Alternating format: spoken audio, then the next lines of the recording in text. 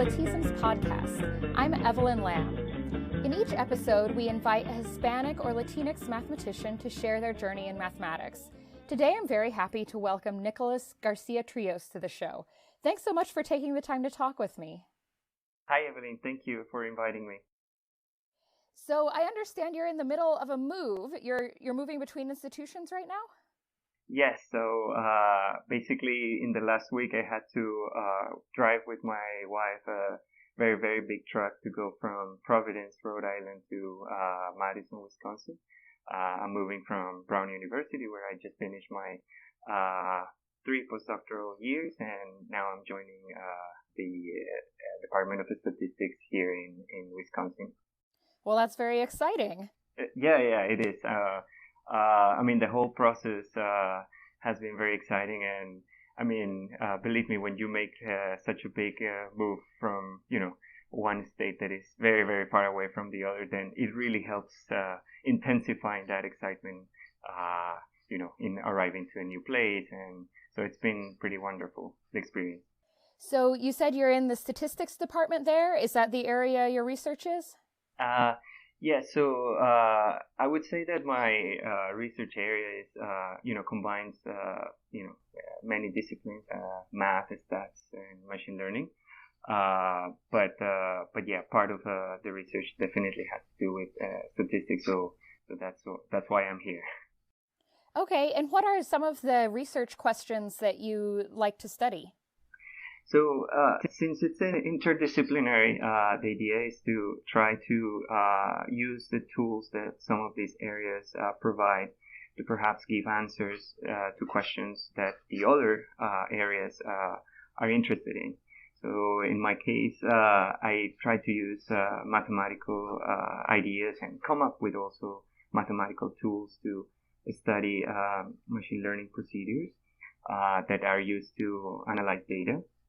And the goal really is to use these ideas, these tools to connect what some people do in machine learning and connect those with other areas that are perhaps better known to mathematicians, like partial differential equations and things like this. So things that could be and seemingly related are actually, or could be actually, put together in a nice way, and what you know from one area you can translate into the other, and usually that transfer of knowledge is pretty helpful in expanding our understanding of different tasks and procedures. So what inspired you to go into statistics? Well, so I would say that okay, so if I go back in time and I try to think what was or who was the kind of a main motivator, I would have to blame my older brother for that. I would say that he's responsible for a big part of me being a mathematician, and and he has been a big influence in many ways throughout my life, and so I think it's fair to say that he's to blame for that. He's also a mathematician. He's 6 years older than me, and he's currently a professor at the University College of London. So we're just an ocean away in terms of distance, but I think throughout my life he has been very close to me. As a child, did you know that you were interested in math and statistics? So I would say that let's say my school and was always kind of well known for being good at math. Now, of course, the idea one has about what is math in a school and high school especially, and the one that you have once you're a professional. Well, those two ideas are very different, but okay. But anyway, so my school was supposed to be good at math, but I was not. I was never very exposed to extracurricular activities related to math. Most of the extra mathy stuff that I was exposed to came from my brother precisely, and I would sometimes ask him to assign me kind of mathy problems to maybe challenge me, and I could work on those during my free time. But other than that, during my high school years, there was no specific kind of sign that would suggest that I would end up being a mathematician. I guess that changed towards the end of high school. My last 2 years, I had the opportunity to participate in physics Olympiads in Colombia, where I'm from, and in the last year, I had the opportunity to participate in an international physics Olympiads in South Korea, and somehow that experience was very exciting, and I really liked the whole process of preparing and going there so far away, just for the sake of kind of like taking a science test, kind of. And I think that was kind of the final push I needed to opt for a science career. So I think that experience was the decisive factor in me going for math and physics originally. So you're younger than some of the other guests that we've had so far. During your schooling and early part of your career now, are there people that you look up to in mathematics and statistics? So I would say that maybe despite being young in relation to perhaps other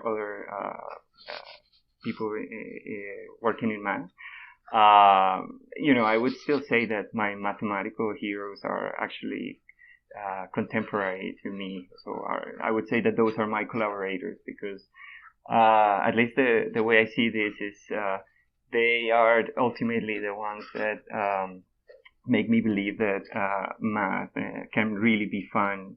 And by fun, I mean that you feel you can, wake up on a regular Monday and say, oh, I don't mind at all that I have to go to the office today. And you don't mind simply because you are going to work and discuss with your friends. So somehow math, thanks to them, becomes just an excuse to, work with your friends. I would say that I have been pretty consistent at working with young researchers. This was unintentional, but it has happened in that way. But now that it has happened, I look back and I say, well, I love the idea of collaborating with people who are kind of at the same academic level, or perhaps even younger. Because of course, usually when you're in the same age group, then your collaborations turn into friendships, and these friendships motivate the collaborations even more. So it's kind of like a good positive cycle. And as I said, there is nothing better than to work on interesting projects with your friends. And did you have a lot of mentors going through your education? So I would say that the direct mentors, I would have to say the only one that I have was, or that I had was my PhD advisor, Professor Dejan Slevchev at Carnegie Mellon. But other than that, I would say that I didn't have any direct mentor. Although I would say that I always had like very supportive departments I was part of.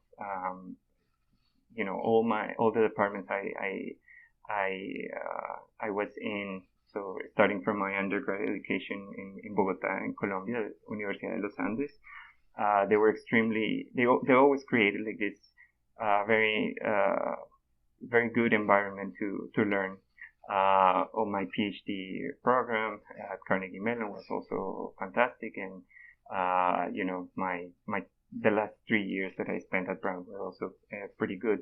But as I said, I didn't have like individual figures other than my PhD advisor who would mentoring me. It was more just being part of good departments. How do you overcome challenges in your academic and research career? So I would have to say that with the years, experience years, I have come to kind of a realization specifically about how math works, and I think that realization has helped at times when I thought, for example, I couldn't move forward in a specific problem. And the realization is more or less like this, that, well, first you take a look at some very influential papers that people have written, and then you say, you don't see like a big proof in the paper. You don't see that maybe the purpose of the paper is to write like a super long technical proof. And the realization has to do then with the fact that it is not uncommon for people to assume that good math means difficult math. But of course, what I have come to realize is that there are many ways in which one can do good mathematics, and some of these other ways of doing good mathematics involves, for example, realizing that what you have to do is sometimes ask a question rather than answering one, or maybe that what you have to do is come up with new methodology to fulfill a given task, or maybe you can try to clarify or simplify something that perhaps was evident for only 5 people in the world, but not to anyone else. So all these are other ways in which you can do good mathematics, and I think that realizing this is it's good because it helps you keep your confidence high. It helps you understand that even if you're not going to write like a super technical proof every single day, you're still making a good contribution, and so you can kind of avoid being stuck thinking in this way. That the panorama is quite broad. The other realization, I mean, that was one first realization. The other realization is more general. It's not just for math, and applies for of course for other human endeavors.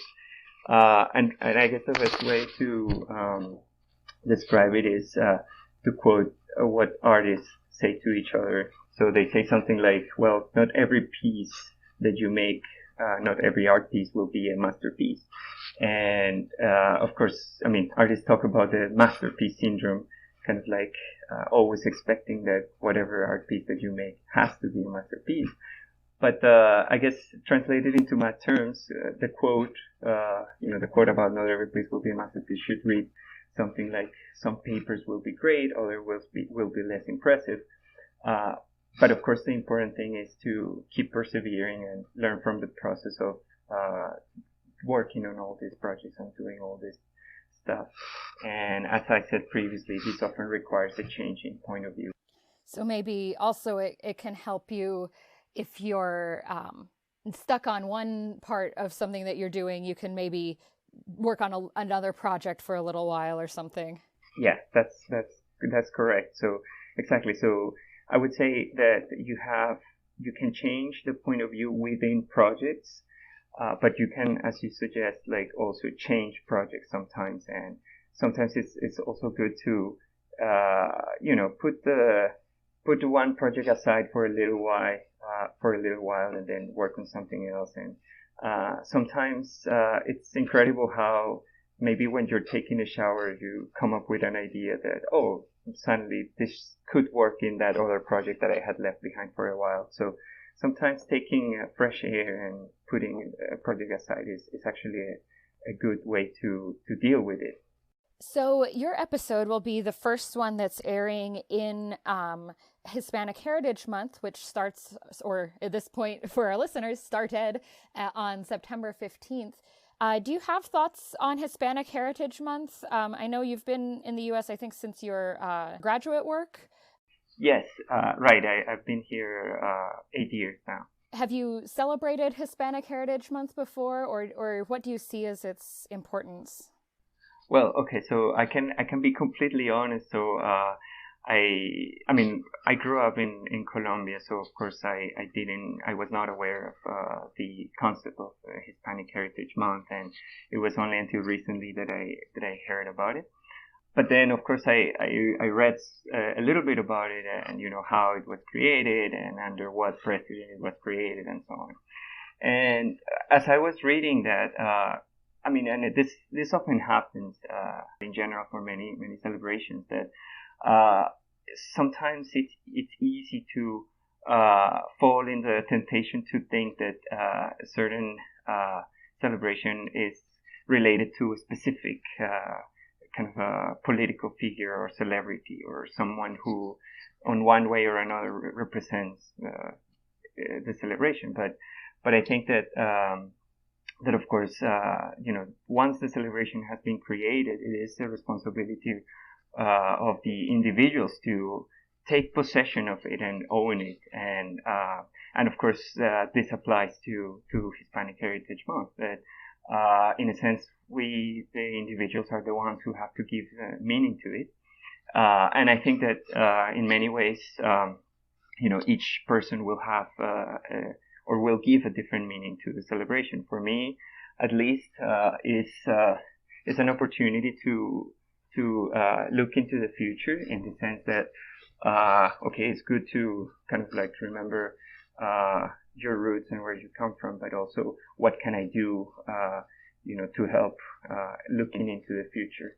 And of course, the meaning that I give, specifically given the kind of a position where I'm at, is to invite all young students from Hispanic background to venture into the creative fields.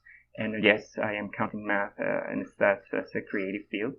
I want to invite them to consider the possibility of being part of this. And of course, my purpose is not just to say, I want to invite you kind of like in a big way, but more concretely, of course, I would like to, open the doors to young, dedicated, hardworking students, especially of Hispanic origin, to apply to the University of Wisconsin-Madison Department of Statistics. That I'm more than willing to, open the doors for those who are interested in pursuing a PhD program career, for example, in stats. And of course, I'm more than looking forward to reading about all of you, and and somehow, I don't know. I mean, I'm just like interested in seeing all those students coming here. So I would be happy to see a lot of application from Hispanic students. And do you have advice for students who are thinking about going into math or statistics? For example, what I think is the main attribute or aspect of a mathematician and a researcher is, I think, it's drive. Is the drive to be excited about what you're doing. Is a drive of like what you're doing, and I think that's the main attribute. I think that knowledge can be acquired, but the kind of a spirit somehow is something that you have, and you have to have it in order to learn anything. But basically, my advice would be, don't worry too much if you feel that you're not as advanced as other people. Just worry if you don't have the attitude. Well, thank you so much for taking the time to talk with me, especially in the middle of such a busy move for you. No, my pleasure. And in any case, the move is about to be over. So my pleasure. Yeah, and good luck at your new position. Thank you very much, Evelyn. Thank you for listening to the Lathisms podcast.